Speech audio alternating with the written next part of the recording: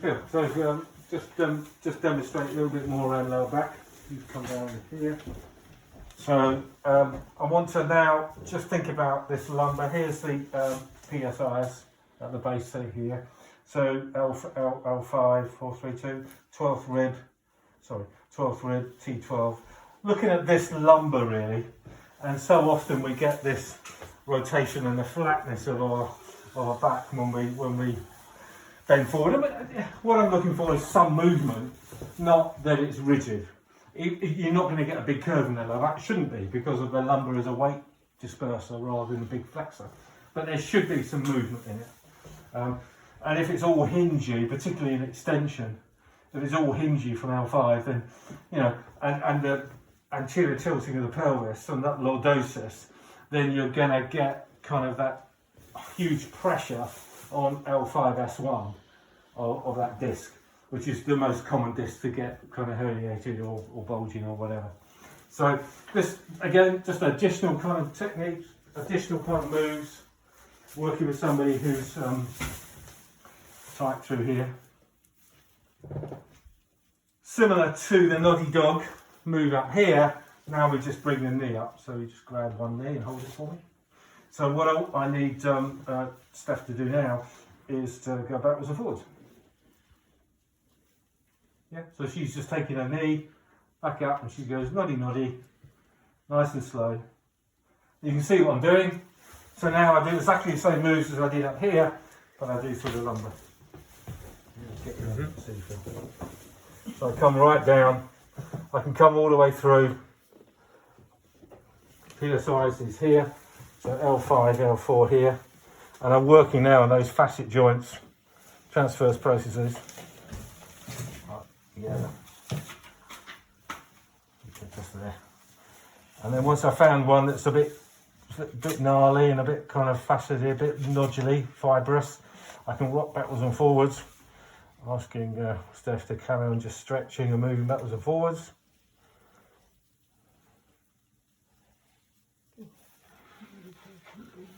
Oh, it's a joy, isn't it? And come up another one, come through.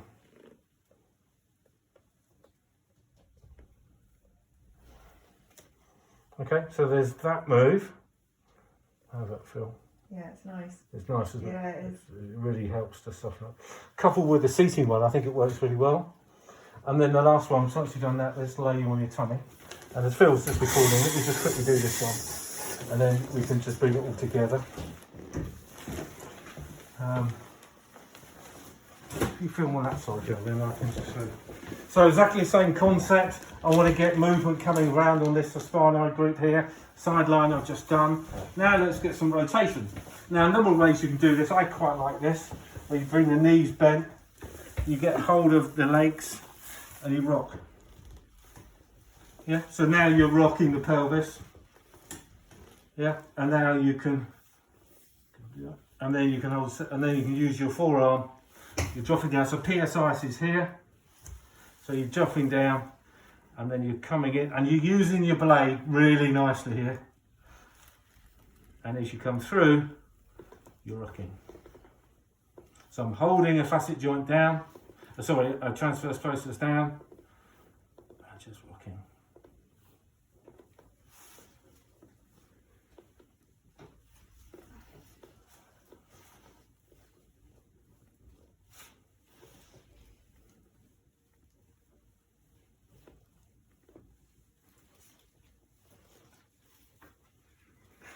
Just there and there. Yeah, it's quite intense. Yeah.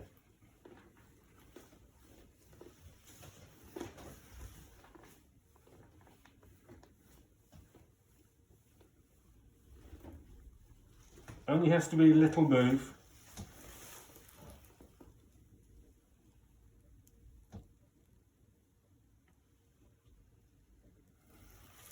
Obviously you can drop into QL work here as well if you want to.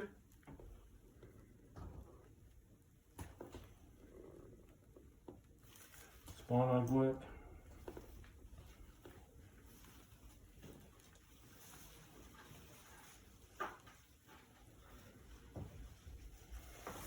And then of course we can use MET.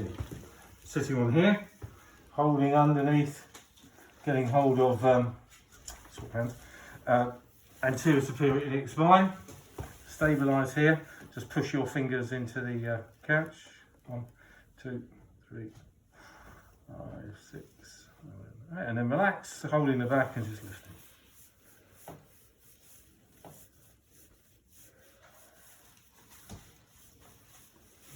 Push down onto the couch and then relax.